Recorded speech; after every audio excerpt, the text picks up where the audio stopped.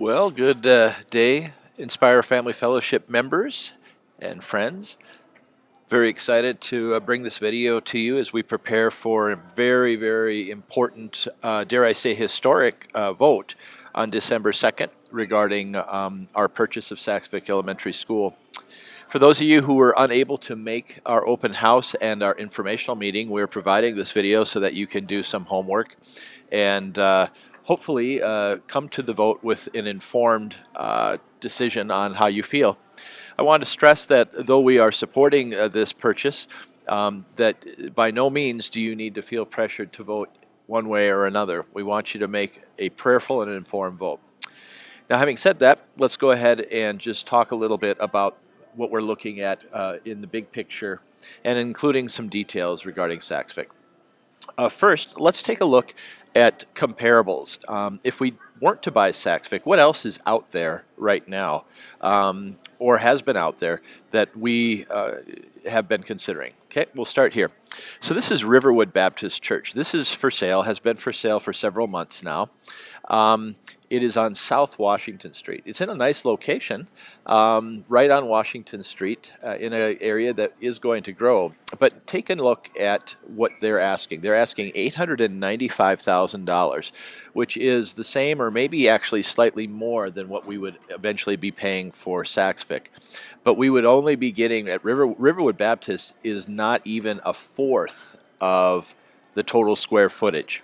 It's 25% of the size. So, in other words, Saxvik is more than 4 times the size of Riverwood Baptist. And so, when we looked at Riverwood before we even started Inspire, we knew that that place was too small, and there was no land adjacent to it to provide for any kind of significant addition or growth. Next, here's a warehouse, which is going unnamed, that's for sale. It's a 10,000 square foot warehouse at $1.2 million. Now, to give you an idea, the amount of square footage that we currently rent from the Baymont is probably somewhere in the neighborhood of 15,000 square feet at its peak on a Wednesday night. And so right out of the gate, this warehouse would probably actually be too small. In addition, it's more than Saxvik at $1.2 million, but that's not all it would cost because it's a warehouse. We would have to go inside and we would have to do all kinds of renovations and changes to make it functional. Ultimately, a purchase like that would be too small and it would cost probably in the neighborhood of $2 million total. Another option, this is the Spady office building on East Broadway.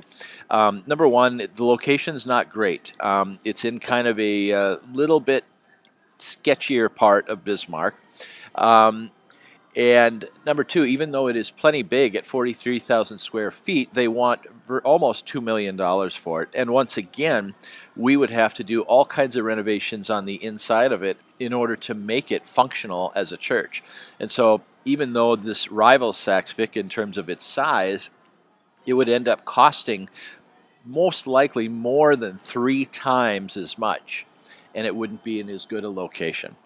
And so these are some examples of other things that have been out there. We have also looked at another building. We looked at New Song Community Church, the Foursquare Church over by Menards. That is going up for sale. But we found that, again, it's probably about half the size of Saxvik. The building quality isn't nearly as solid. It's basically a Quonset on a parking lot. And they want $2.2 million for it. And so it's more than twice as much. So again, we've took a look at almost virtually every option. We also looked at the idea of purchasing land and eventually building. But to buy adequate land would require at minimum a $1 million purchase.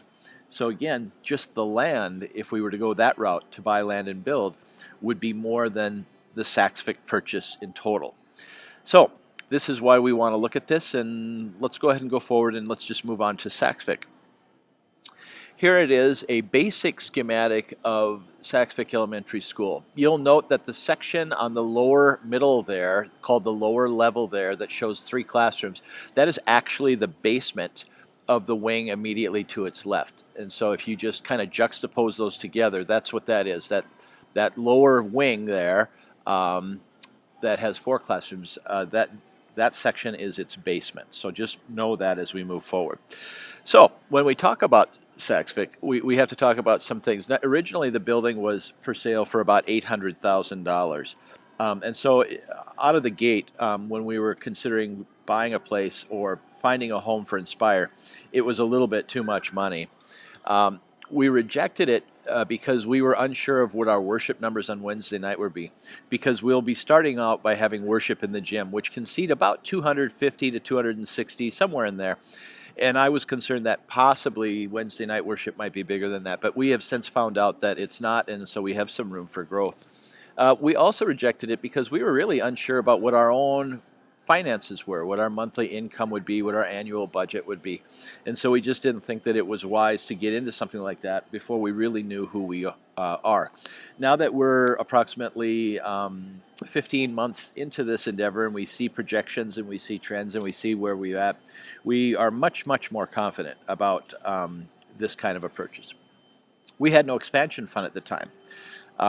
It's important to note that if we were to purchase Saxvik, we are confident now that we can put down almost $350,000 towards the price, and thus minimize the amount of money that we're going to have to finance. We needed to gauge the market, which I already talked about. So here, let's take a look at the way that we could potentially or are projecting to use Saxvik immediately.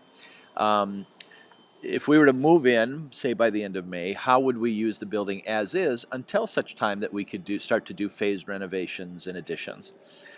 And this is what's exciting, because right now at the Baymont, we're already peaking. We're already getting to the point where we are outgrowing the space that they have available, and on a weekly basis, we have scheduling issues and we have issues finding enough rooms for everybody. Saxvik immediately fixes that issue for us. So here's what we're thinking. We'd start off with the worship space. We would use the gymnasium, and as I mentioned earlier, that can seat somewhere between 240 to 260. If you're wondering if that's enough, currently right now, we generally set up chairs for somewhere in the neighborhood of 220 at the Baymont. And so the answer is yes, the gym is going to be plenty big for our worship. There's a stage already there.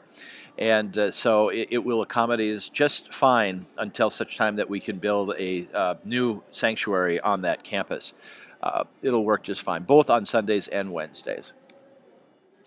Idea is to convert 2 of the large classrooms in the central corridor into our fellowship and eating area for Wednesday nights. And so we're pretty confident that we can either open up some walls or just create a much more open area right there. That will be plenty of seating for our people on Wednesday nights to eat, because that's such a big part of our ministries on Wednesday nights. And so that's our plan right there.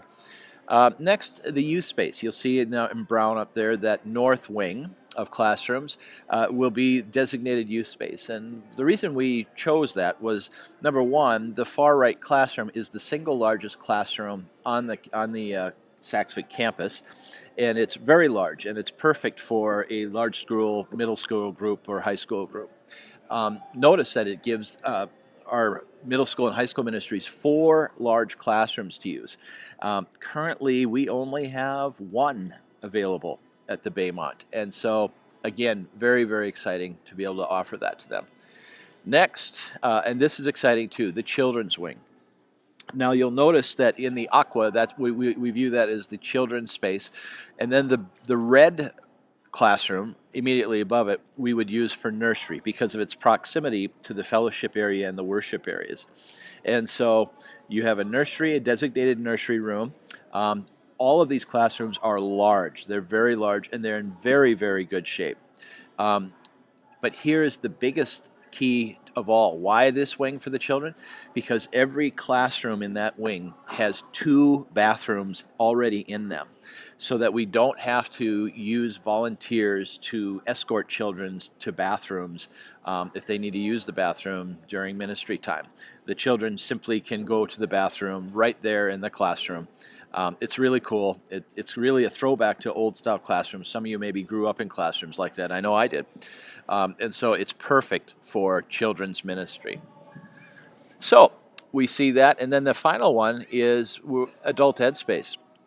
And for those of you who only come on Sundays, you may not be aware that on Wednesday nights right now, we actually have the equivalent of 4 adult Bible studies that go on Wednesday nights. And we have I think we have about 50 adults in Bible study. And so we don't have space at the Baymont for them. For example, there's a group of ladies that do a Bible study led by Crystal Rolstead. They have to meet in the lobby. The men have to meet in the dining room. And so the Baymont is really pretty inadequate for that, and it's growing like crazy. And so we want to accommodate that.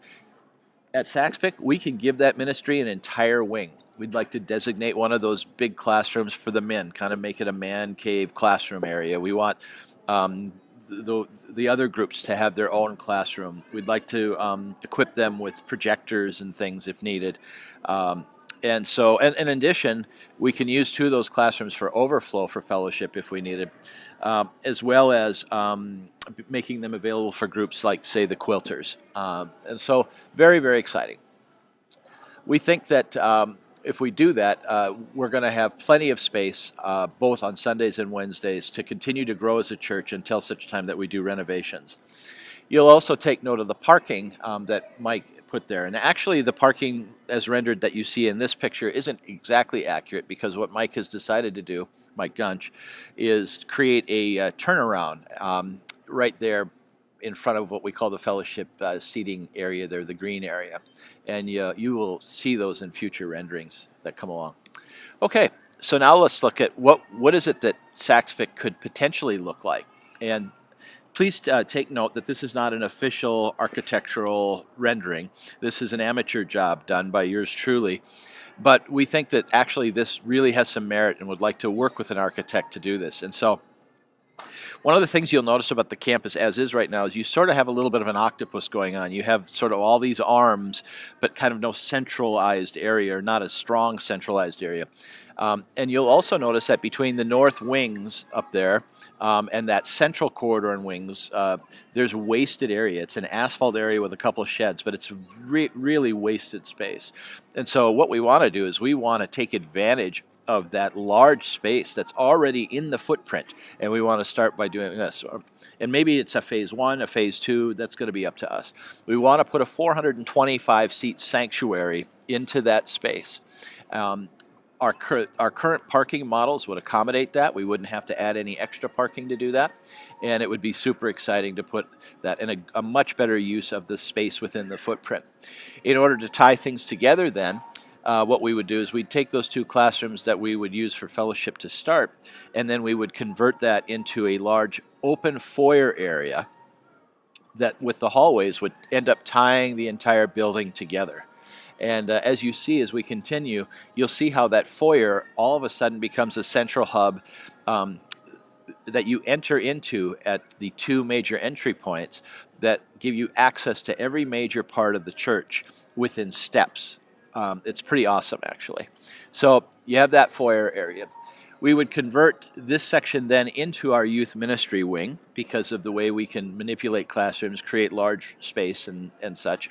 And there are bathrooms right in that area, so that's very nice. The gym then would convert from worship area, and that would turn into our fellowship area full time. And the reason that works so well is because you see that little white square up next to it, that's the kitchen. And that is a commercial grade kitchen. And so that area now can be used full-time for fellowship tables, Sundays, Wednesdays.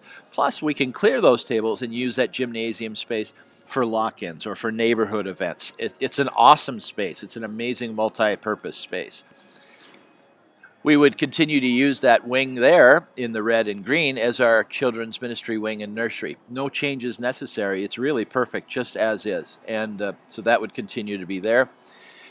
We would create then adult ed spaces, which would include using some current rooms that are already there and then perhaps adding a couple of rooms into that large area of that tan area that we have room for. So ultimately, we would still have access to upwards of 4 to 5 spaces for adult education, which would be just great. Plus, on Sundays, because of the way we do ministry, the youth ministry wing could potentially be used also for overflow in that, or even the basement of the children's wing. All of these things in Aqua now you see are bathroom locations of various sizes, and you notice that there's a coffee bar right in the center of the foyer. The reason we can put that there is that currently there are bathrooms there, but our thought was we have an abundance of bathrooms all over on the campus. We'll pull those fixtures out and we'll use the water connections there to create an awesome centralized coffee bar in the foyer area.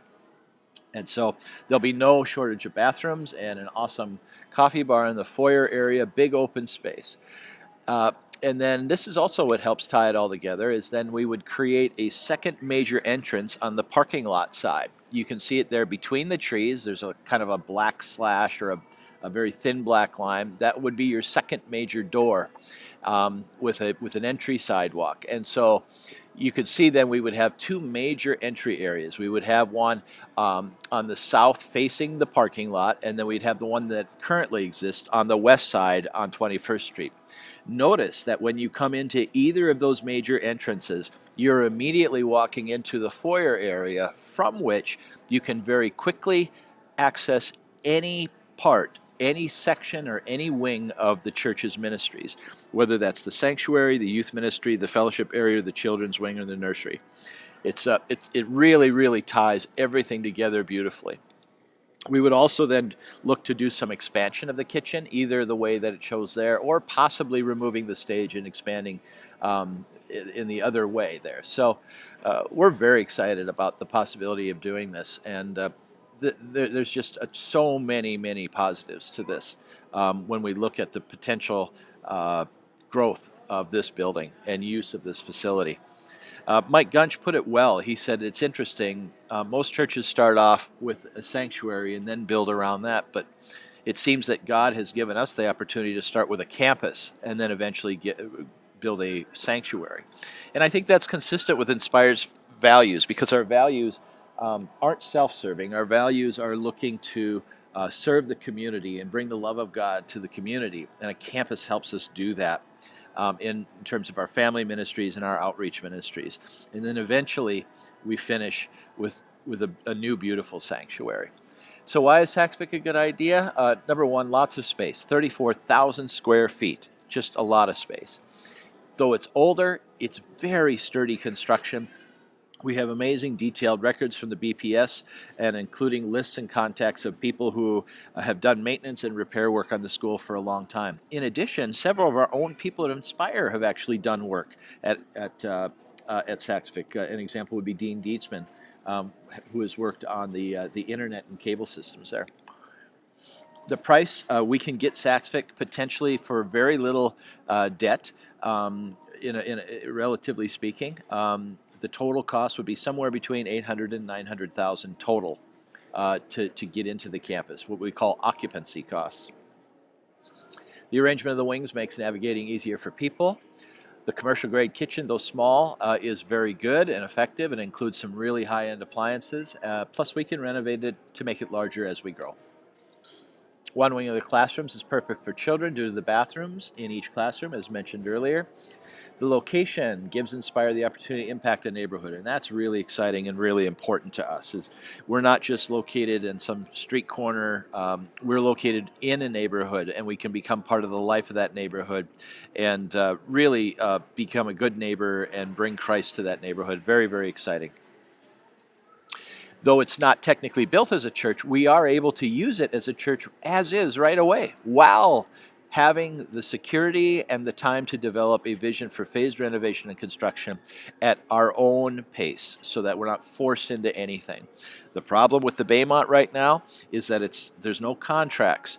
We are there by agreement, but if there was a change of ownership or a change of management, we could just as easily be booted out. You know, they could come in and say, thanks for being here, but we want you out in a month. We have other plans. And that could happen. And as big as church as we are, it would be extremely difficult to relocate. And so this is a good thing there, yeah. The timeline for Saxvik is much quicker than any other options. When we talked to Newsong about their facility, because they hadn't even bought their land yet, we were looking at a minimum of 24 months yet.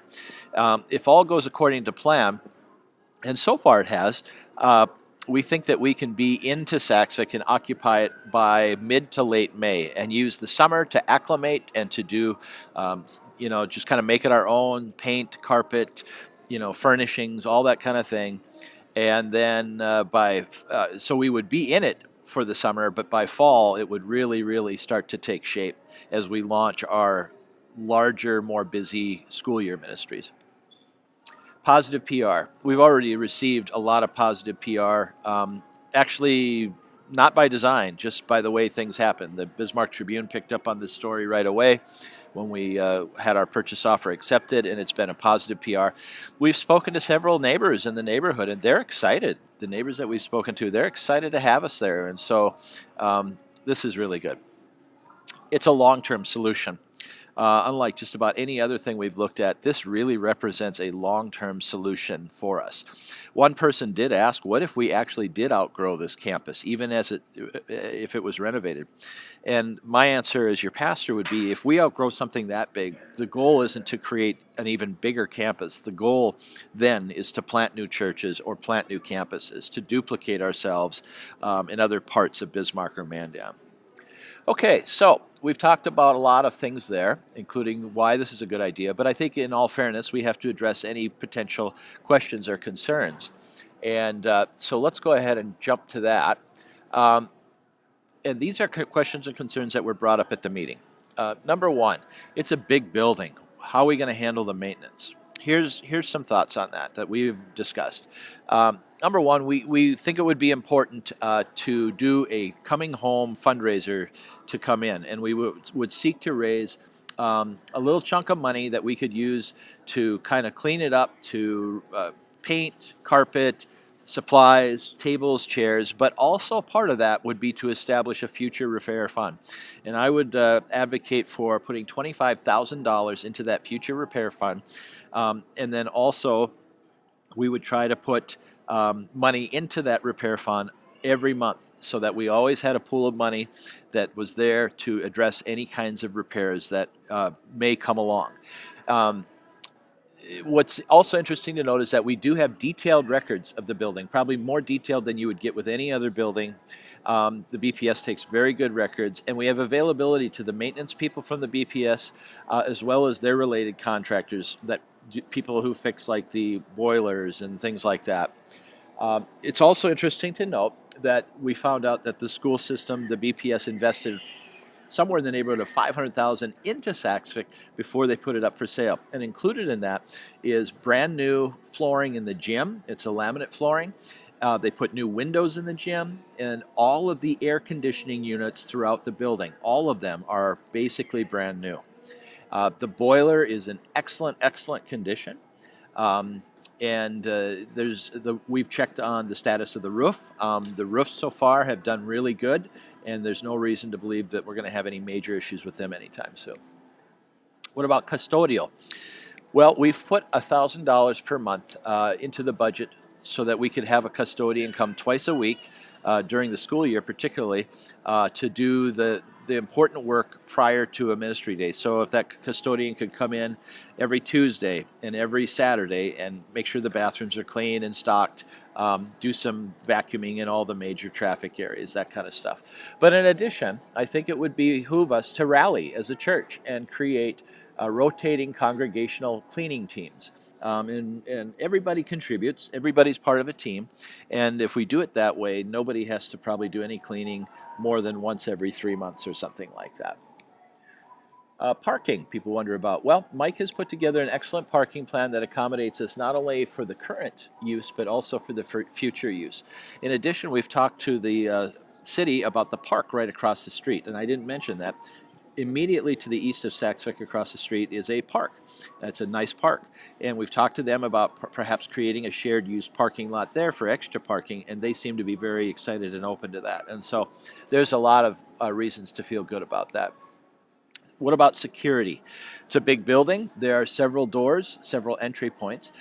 It's important to note because it's a school, there's an automated lock system that comes with it. And all we have to do is transfer the contract from the schools to the company that does that. And so we can retain the automated lock system, and we would set that automated lock system to create minimal controlled entry points at our most busy times. We only want to have maybe 2 controlled entry points, and so that we control how many people are, who's coming in and where they're coming in at.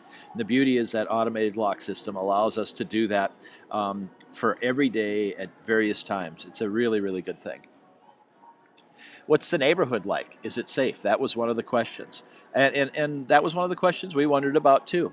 So this is what we can say about the Saxvik neighborhood. Number one, we have several Inspire members who actually live in that neighborhood.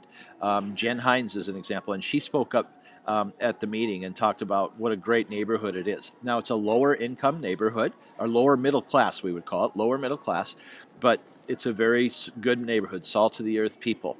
The man who owns King Coin Laundry actually came over and talked to us, and he's excited about having us. One of the major things that Tim and I did right away is we called the Bismarck Police Department and we talked to them about, are there any sexual offenders living anywhere near there?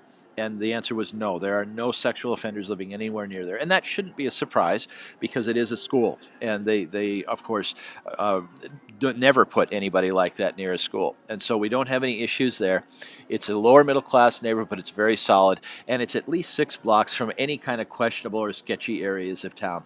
So it's in a location that is nice and solid, and I think has the potential for us to really be a positive impact.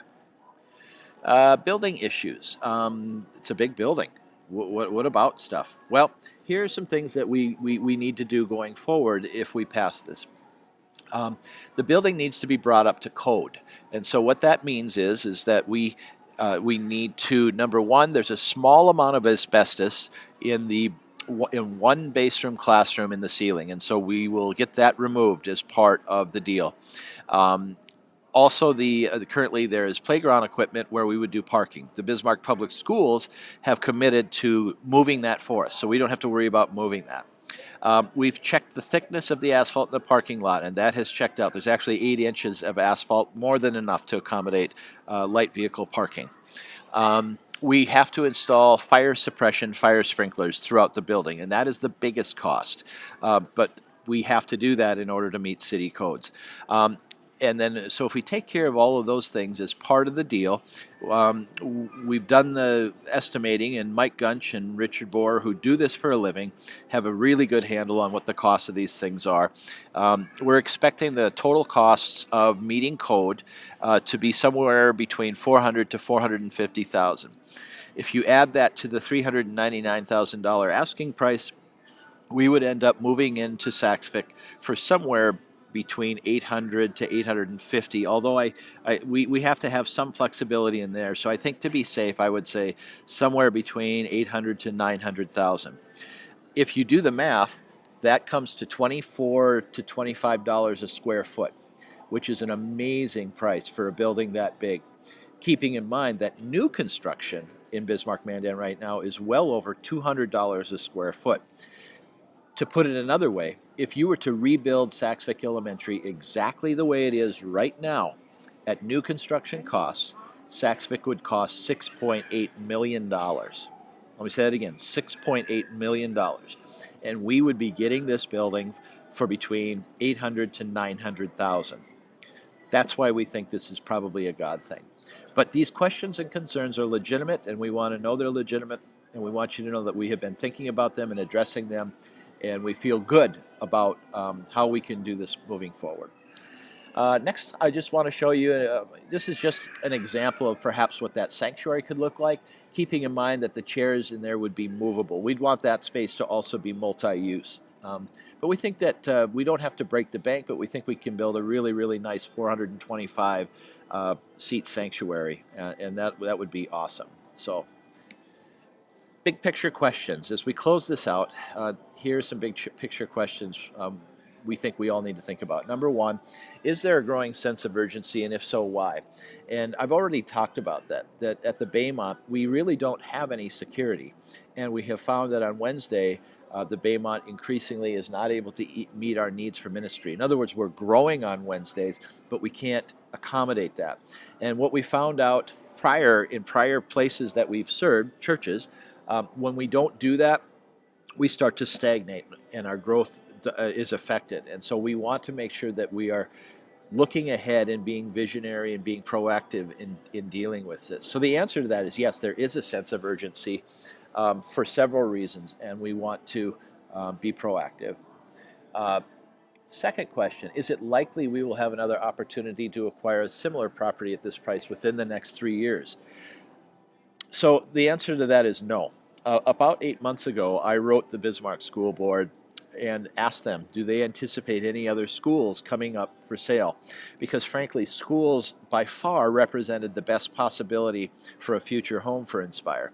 And they answered me, both John Lee and Carl Lemke were very nice, and they wrote back and said that no, they don't anticipate selling any other schools. But in addition, even if they did change their mind and decide to sell another school, I can virtually guarantee you that those schools would not be selling for $399,000. They would probably be selling for a minimum of $1 million. And so this is still a very unique opportunity. I think it's very important for us to consider this, that we don't want to be reactive when it comes to our growth. We want to be proactive. We want to be thinking ahead, because if we don't, we end up in a bad situation where none of our options are good and we have this opportunity. And so we sort of have to ask ourselves, if not Saxvik, where? Where are we going to go? Do we think that something else like this is going to drop in our laps in the next 3 years? And why do I say 3 years? Because if we don't deal with this fairly soon, we're going to start to stagnate and go the opposite direction, because that's what happens when churches don't accommodate and provide enough space for their people as they grow. And so do we think something else is going to come along in 3 years? I would suggest no, not like this. This is a very unique opportunity. So the final question we have to ask is, what are we afraid of? We've talked about some of those fears in the concerns section, back in the other slide there. And of course, there's always risk whenever you move forward with something like this.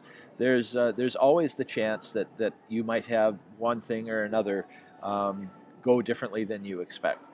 But the question is, are any of those risks deal breakers when it comes to this kind of a unique opportunity? They call this opportunity cost. If we don't take this opportunity, what could be the cost of us finally being forced to take another one later, and perhaps being forced into a less good deal? So as we consider voting, I've tried to put as much of this stuff before you to think about and to pray about. And again, I would be honest with you that myself and the board and the facility team feel very excited about this opportunity. But at the same time, this is a decision of the congregation. This isn't my decision. This isn't the board's decision. This is the entire membership of Inspire Family Fellowship. And if the membership decides and votes no on this, then we understand that to be God's will. And if they vote yes, then we understand that to be God's will and move forward. Please keep in mind that a yes vote is basically saying, yes, we will continue to go ahead with the purchase of Saxvik contingent upon certain things happening. For example, the zoning being approved, and that we don't find any other deal breakers in the building over our due diligence period. So a yes vote doesn't lock us into something that's bad. If something really bad comes along, because we can always pull out of this contract. We have 150 days to do so. But we do think it's important to move forward. So, having said that, thanks for your patience on this, and I hope I've given you and the board, we've all given you a lot to think about, and we look forward to the vote. Keep in mind, if you can't make the December 2nd meeting, you can vote by absentee ballot, and we've emailed that to you. But let me stress this. It's absolutely important for you to be at that December 2nd meeting if you can, because if we don't have a quorum, if we don't have a minimum number of our membership at that meeting to vote, none of the votes will matter, because we can't take a legal vote then. So be at the meeting December 2nd, and if you absolutely can't be there, then go ahead and take advantage of your absentee ballot. Thanks, everybody. Keep praying about this, but we're really excited, and God is good. Blessings to you all. Have a good day.